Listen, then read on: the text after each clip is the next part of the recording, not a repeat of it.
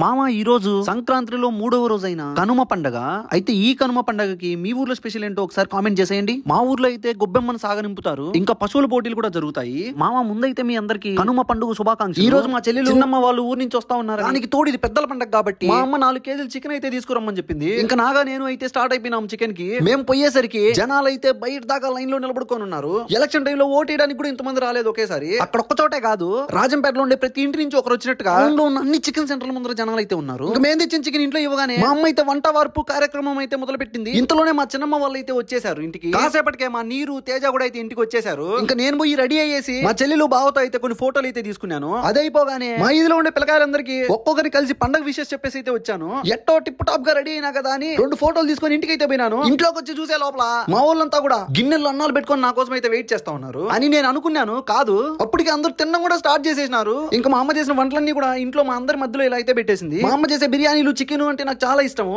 అంతా కడుపు నిండా తిన్నాక ఏడోళ్ళు ఆడైతే ఉబ్బరంగా అయితే కూర్చున్నాము. ఎంతసేపు వింటావు మామ, ఇప్పుడే రాత్రి అయిపోయింది, మిగతా రేపు మాట్లాడుకుందాం. బాయ్.